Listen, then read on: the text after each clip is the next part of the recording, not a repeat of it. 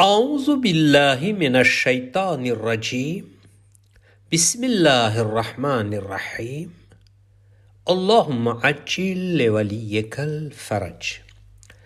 हज़रत अमीरुल मोमिनीन अली इब्न अबी तालिब अलैहिस्सलातु वस्सलाम નહજુલ બલાગાની અંદર હિકમત નંબર 167માં ઇરશાદ ફરમાવે છે કે સ્વાર્થ યાને ખુદ પસંદી પ્રગતિ કરવાથી રોકે છે. ખુદ પસંદી એટલે પોતાને બધા કરતાં સારો સમજવો. ઇમામ અલી અલૈહિસ્સલામ તે લોકોના વિશે ફરમાવી રહ્યા છે જે ફક્ત પોતાના કામ, પોતાની વાત, પોતાની જાતને પસંદ કરે છે. આવા માણસને લોકોમાં અને અલ્લાહને ત્યાં નાપસંદ કરવામાં આવે છે અને ઘણી વખત ખુદ પસંદી ઇબ્લીસના જેમ કાફિર બનાવી દે છે. ઇમામ જાફર સાદિક અલૈહિસ્સલાતુ વસ્સલામ ફરમાવે છે કે અલ્લાહ જાણે છે કે સ્વાર્થ અને ખુદ પસંદી કરતાં મુમિન ગુનેગાર બહેતર છે, કેમ કે ગુનેગાર પોતામાં ખોટને ઓળખશે અને ખુદાની બારગાહમાં જઈને તૌબા કરશે અને આગળ વધશે. જો એવું ન હોત તો કોઈ દિવસ મુમિન ગુનાહ ન કરતે. એક બીજી હદીસમાં છે કે ખુદ પસંદ હલાક થશે. સ્વાર્થીપણું એવી મોટી અખલાકી બીમારી છે કે જેમાં આવી જાય તે પોતાના સિવાય બીજા કોઈના અમલ, કામ કે બીજી રીતે પસંદ નથી કરતો.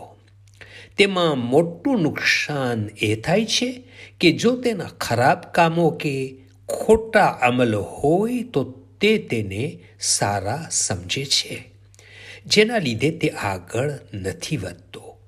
આગળ તે વધી શકે જેને પોતાની અંદર ખોટ કે કમીનો અહેસાસ થાય, અને ખુદ પસંદમાં આ અહેસાસ જ ખતમ થઈ જાય છે, જેથી ન ગુનાહોની તૌબા કરે છે ન પોતાને સુધારવાની કોશિશ કરે છે. ખુદ પસંદી સ્વાર્થ તેના માટે મોટી બલા અને મુસીબત બને છે. છેવટે તૌબા કર્યા વગર પોતે આ દુનિયાથી ચાલ્યો જાય છે અને બની શકે તે ઈમાન વગર મરે છે. નબી સલ્લલ્લાહુ અલૈહિ વઆલિહિ વસલ્લમ ફરમાવે છે કે 3 માણસો હલાક થઈ જવાવાળા છે. પહેલું કંજુસાઈ કરનાર, બીજું પોતાના નફ્સની પેરવી કરનાર અને ત્રીજું સ્વાર્થી. આલિમો ખુદ પસંદીની અમુક નિશાનીઓ પણ બતાવે છે.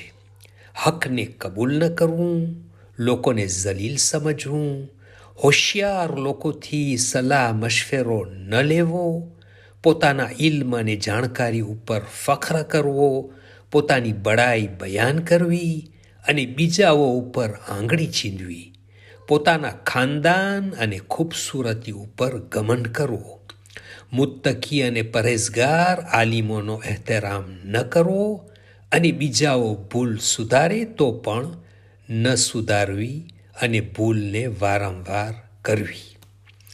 સ્વાર્થી માણસની જ્યારે આ ખરાબીઓ વધી જાય છે ત્યારે જે વસ્તુઓ અલ્લાહ સુબ્હાનહુ વ તઆલાએ આપી છે તેના વિશે પણ કહેવા લાગે છે કે આ મારી મહેનત, મારી તંદુરસ્તી, મારી હોશિયારી વગેરે.